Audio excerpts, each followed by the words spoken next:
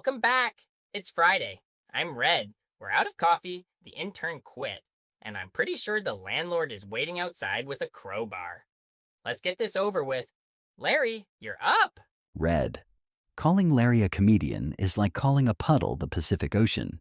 It's a shallow experience for everyone involved. I decided to get into bread making this Sunday. I went all out, bought the artisanal flour, the organic yeast, the whole bit.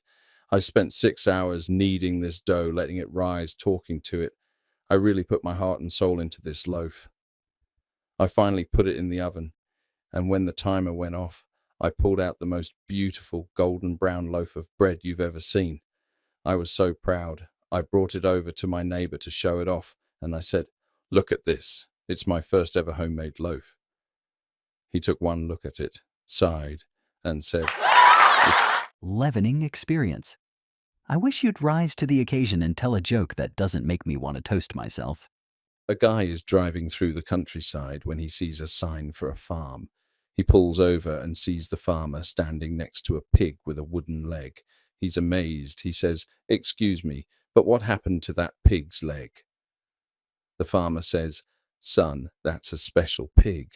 Last year my house caught fire at night. That pig ran inside, woke us all up, and dragged the kids to safety. He's a hero." The man says, "Wow, so he lost his leg in the fire?" The farmer says, "Nope." Then, a month later, I was pinned under my tractor in the mud. That pig dug me out and ran a mile to get help. Saved my life. The man is stunned. So he lost the leg under the tractor. The farmer looks at him and says, "Lord, no. You see, a pig that special that you don't eat him all at once." That pig is a hero. You're just a guy who's been telling the same joke since the mid-90s. I know which one I'd rather keep. I saw the news that the Foreign Office is advising against travel to Cuba right now because of the fuel shortages. It's a real shame. I was actually planning a trip there. I told my wife, "Honey, we can't go to Havana anymore." She got all upset and asked, "Why? Is it the power cuts?" I said, "No, it's because I tried to book a flight and the website asked for my carbon footprint, and I told them I wear a size 10. Apparently that's not what they meant, and now I'm on a list." I saw the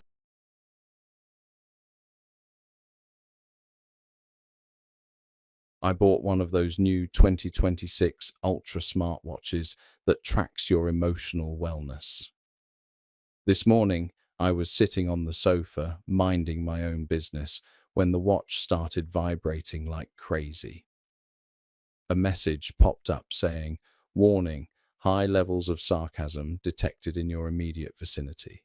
I looked at my wife and said, "Is this thing talking about you?"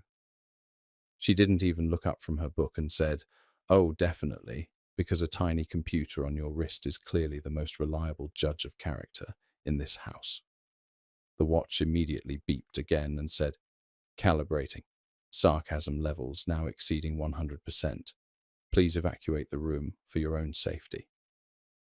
If I wore that watch, the battery would explode in 30 seconds just from being in the same room as your tie. A guy is walking along a beach and finds a magic lamp. He rubs it, and a genie pops out and says, "I'll give you 3 wishes."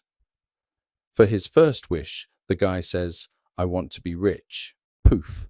He's wearing a designer suit and has $1 billion in the bank. For his second wish, he says, "I want a beautiful wife who loves me." Poof.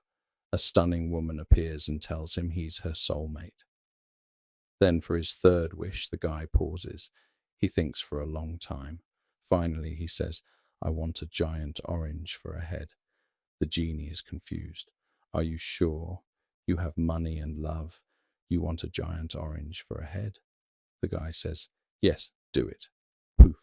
His head is a massive, ripe orange. Years later, his friend sees him and asks, "Man, you had it all. The money, the wife. What happened? Why did you wish for a giant orange for a head?" The guy looks at him and says, "You know, in hindsight, that was a mistake." A mistake? Kind of like our producer's decision to give you a third wish. Or a microphone. I applied for a job at the local zoo last week. The manager told me they had a very specific opening. Their gorilla had passed away and they couldn't afford a new one yet, so they wanted me to dress up in a realistic gorilla suit and just sit in the enclosure. I needed the money, so I did it. I got really good at it too. I'd swing on the ropes, beat my chest, and the crowds loved it. One day I got a bit too confident and swung too high. I flipped right over the wall and landed inside the lion's enclosure. I was terrified. I started screaming, "Help! Help! I'm not a gorilla. I'm a monkey." The lion started charging at me, baring its teeth. It pounced on me, pinned me to the ground, leaned into my ear and whispered, "Shut up, monkey, or we'll both get fired." And I'm the lion in this scenario, Larry. Except I'm not worried about getting fired. I'm worried about catching your lack of talent. A man is sitting at home on a Sunday morning, nursing a coffee and reading the paper, when his wife walks in and says, "Honey, I've got some good news and some bad news regarding the car." The man sighs and says, "I'm tired. I haven't even finished my coffee. Just give me the good news." She smiles and says, "Well, the good news is that the airbags in our new SUV work perfectly." He freezes. "And the bad news?" She says, "The bad news is that I found out while I was trying to use the drive-thru at that new healthy living cafe. Apparently their low-impact menu doesn't apply to the structural integrity of their brick wall. But on the bright side, the manager said if we come back next Sunday, he'll give us 10% off, provided we park in the next county and walk the rest of the way."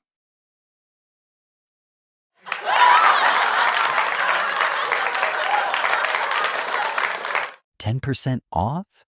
I'd give 100% of my paycheck to see you park your mouth in the next county. And that's volume 9. I'm gonna go talk to that sarcastic watch. Good night, primates.